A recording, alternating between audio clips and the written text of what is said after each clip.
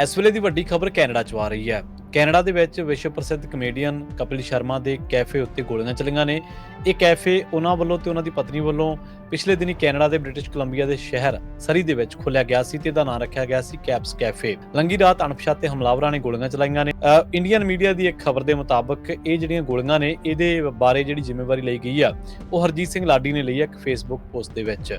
ਅਧਿਕਾਰੀ ਮਾਮਲੇ ਦੀ ਜਾਂਚ ਕਰ ਰਹੇ ਨੇ ਤੇ ਕਪਿਲ ਸ਼ਰਮਾ ਜਾਂ ਫਿਰ ਸਥਾਨਕ ਪੁਲਿਸ ਵੱਲੋਂ ਅਧਿਕਾਰਤ ਬਿਆਨ ਦੀ ਉਡੀਕ ਕੀਤੀ ਜਾ ਰਹੀ ਆ।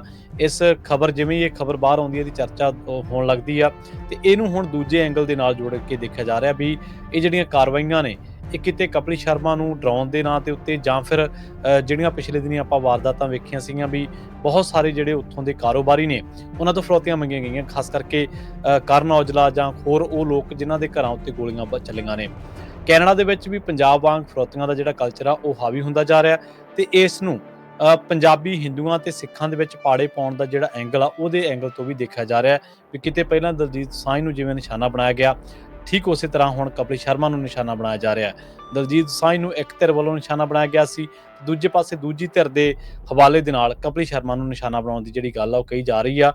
ਸੱਚ ਕੀ ਹੈ ਇਹ ਸਾਹਮਣੇ ਆਉਣਾ, ਪਰ ਪੰਜਾਬ ਦੇ ਵਿੱਚ ਤੇ ਕੈਨੇਡਾ ਦੇ ਵਿੱਚ ਇਸ ਤਰ੍ਹਾਂ ਪੰਜਾਬੀ ਕਾਰੋਬਾਰੀਆਂ ਤੇ ਗੋਲੀਆਂ ਚੱਲਣਾ ਅਤੀ ਮੰਦਭਾਗਾ ਕਿਹਾ ਜਾ ਸਕਦਾ ਹੈ।